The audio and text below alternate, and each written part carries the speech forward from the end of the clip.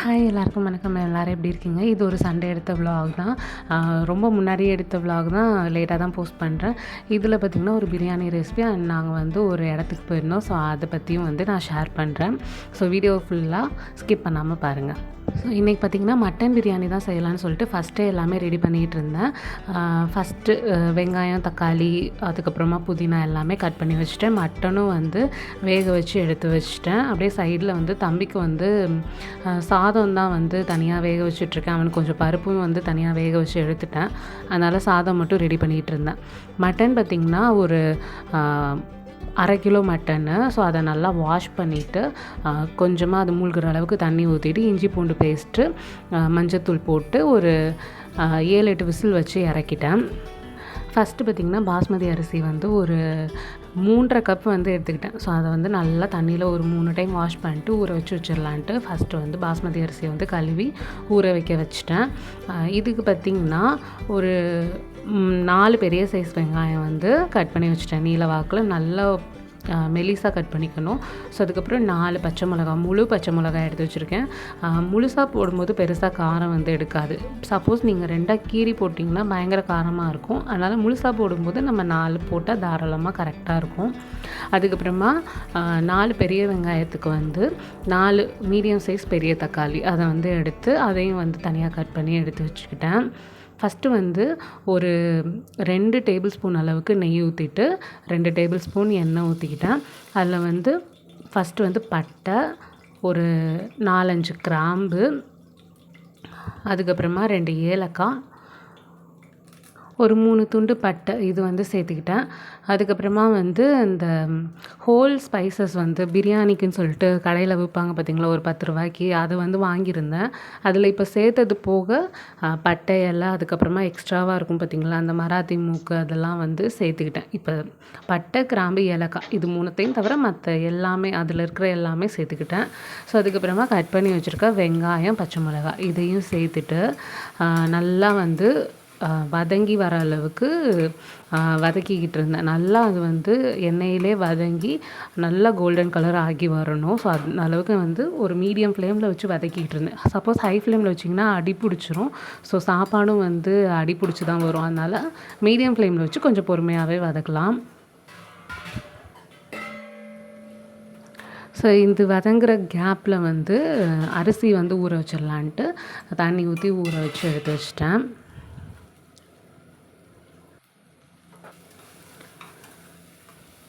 So நம்ம அப்பப்போ வந்து வதக்கி விட்டோன்னா கொஞ்சம் அடி பிடிக்காமல் வரும். அதுக்கப்புறமா அதுக்கு வந்து ஒரு 2 டேபிள் ஸ்பூன் வந்து இஞ்சி பூண்டு பேஸ்ட்டு அது வந்து சேர்த்துக்கிட்டேன்.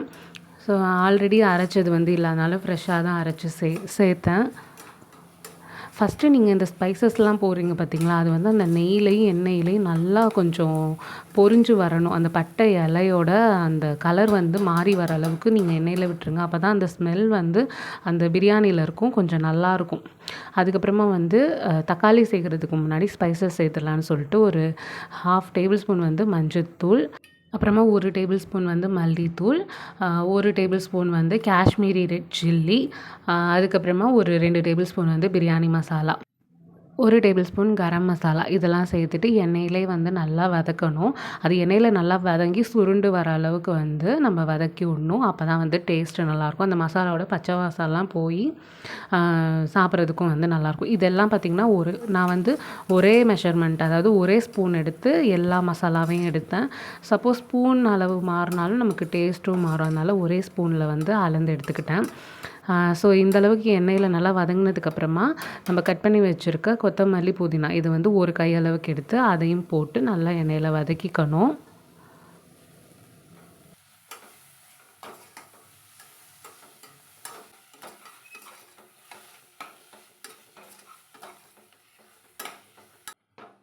இப்போ கட் பண்ணி வச்சுருக்க தக்காளியும் சேர்த்துட்டு அதை ஒரு டைம் நல்லா வதக்கி விட்டுருவேன்.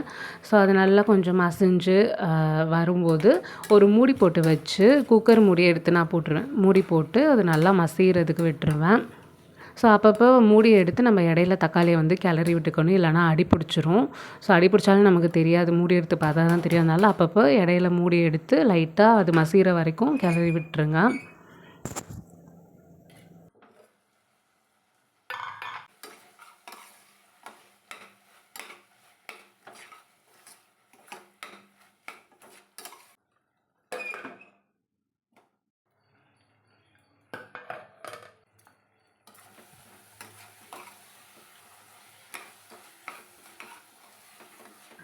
இந்த அளவுக்கு தக்காளி நல்லா மசிஞ்சு வந்ததுக்கப்புறமா இதில் வந்து ஒரு 2 டேபிள் ஸ்பூன் வந்து தயிர் வந்து நான் ஆட் பண்ணிக்கிறேன்.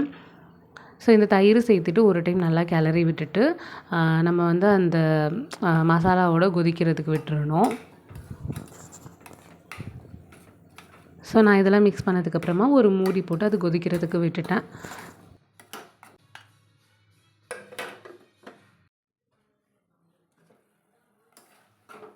ஸோ அது நல்லா கொதிச்சதுக்கப்புறமா அதில் வந்து நம்ம ரெடி பண்ணி வச்சுருக்க மட்டனை வந்து சேர்த்துடலாம். நான் வந்து கொஞ்சம் தண்ணி வந்து எடுத்து வச்சுட்டேன் சூப் வந்து குடிக்கிறதுக்காக. அதுக்கப்புறம் வந்து அதிலேருந்து மட்டனை மட்டும் எடுத்து நான் சேர்த்துக்கிறேன். மட்டன் தண்ணி வந்து கொஞ்சம் பிரியாணிக்கும் சேர்த்துக்கிறதுக்கு வந்து எடுத்து வச்சுருங்க. எக்ஸ்ட்ராவாக இருக்க தண்ணி மட்டும் தான் நான் வந்து குடிக்கிறதுக்கு எடுத்து வச்சேன். ஸோ மட்டன் சேர்த்து நல்லா கிளறுனதுக்கப்புறமா நம்ம வந்து ஊற வச்சுருக்க அரிசியை வந்து இப்போ சேர்த்துடலாம். ஸோ அரிசியும் கொஞ்சம் நல்லா ஊறி தான் இருக்கும். ஸோ இப்போ சேர்த்தா கரெக்டாக இருக்கும். ஸோ அரிசியை சேர்த்துட்டு ஒரு டைம் நல்லா எல்லாத்தையும் வந்து மிக்ஸ் பண்ணி விட்டுறலாம்.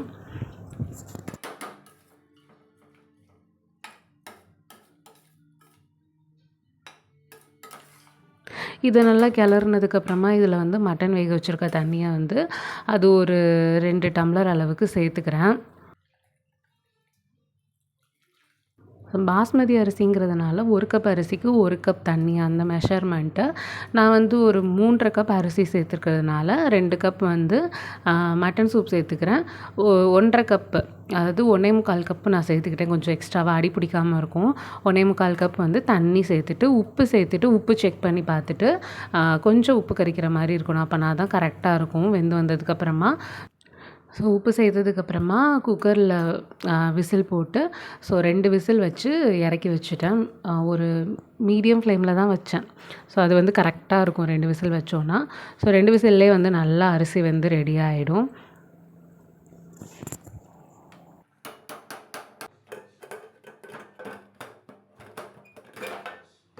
சூப்பு தனியாக எடுத்து வச்சுருந்தேன் பார்த்தீங்களா, அதில் வந்து கொஞ்சமாக உப்பும் மிளகுத்தூளும் வந்து சேர்த்துட்டு அது ஒரு டைம் நல்லா கிளாஸில் ஆற்றிட்டு 2 பேரும் நானும் அவரும் குடித்தோம்.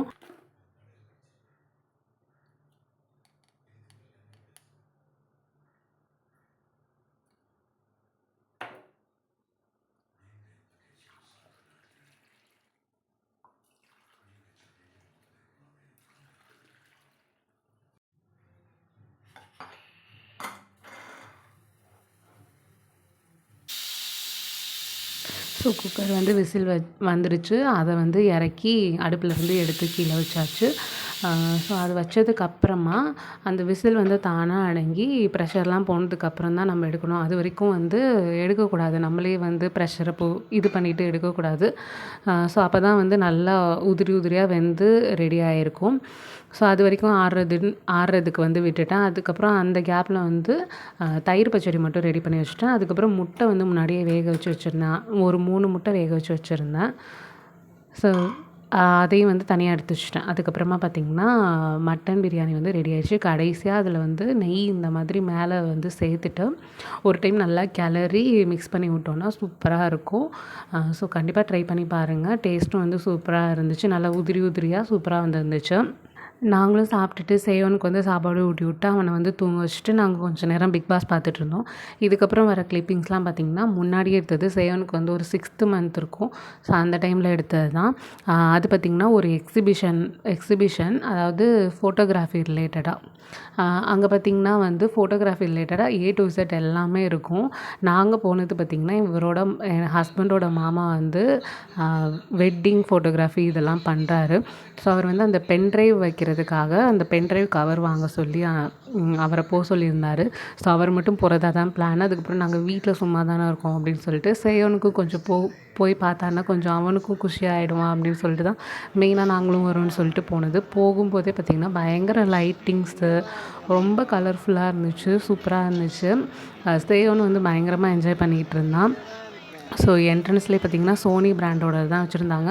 ஸோ அவங்க வந்து கேமரா இதெல்லாம் வந்து வச்சுட்டு சைட்லேயே வந்து அவங்க டிவி மாதிரி வச்சுருப்பாங்க. ஸோ ஆப்போசிட்டில் வந்து பிரைடல், அதாவது வெட்டிங் அந்த ஸ்டேஜ் டெக்கரேஷனோட அந்த பிரைடல் இருப்பாங்க. அவங்கள ஃபோட்டோ எடுத்து வீடியோ எடுத்து நம்ம ட்ரையல் பார்க்குற மாதிரி வச்சுருந்தாங்க. ஸோ எல்லா பிராண்ட்ஸுமே வரிசையாக இருந்துச்சு. சோனி, அதுக்கப்புறமா கெனான், அதுக்கப்புறம் சாம்சங் எல்லாமே இருந்துச்சு. ஸோ இதெல்லாம் வந்து வரிசையாக பார்த்துட்டு அதுக்கப்புறம் பயங்கர கூட்டம் வேறு. அதுக்கப்புறம் இந்த மாதிரி டான்ஸ்லாம் ஆடி இதுவும் வந்து வீடியோ வந்து ஷூட் பண்ணிகிட்டு இருந்தாங்க. அதுக்கப்புறமா வந்து அந்த ரோலிங் கேமரா சுற்றிட்டே இருக்கும் பார்த்திங்களா, அந்த கேமரா அதெல்லாம் இருந்துச்சு. அதெல்லாம் நின்று நாங்கள் வீடியோஸ் ஃபோட்டோஸ்லாம் எடுத்தோம். ஸோ இந்த மாதிரி கேமராவுமே வந்து கொஞ்சம் ப்ரைஸ் வந்து அதாவது அவங்க இருக்கிற ப்ரைஸில் வந்து கொஞ்சம் கம்மி பண்ணி வச்சுருந்தாங்க. அதுக்கப்புறம் ஃபோட்டோ ஃப்ரேம்ஸு, ஆல்பம்ஸு இது எல்லாமே வந்து ஷோகேஸில் வச்சுருந்தாங்க. ஸோ கேமரா ட்ரைபாடு, அதுக்கப்புறமா ரிங் லைட்டு, அதுக்கப்புறம் ஸ்டேஜ் டெக்கரேஷனுக்கு தேவையானது இதெல்லாமுமே வச்சுருந்தாங்க.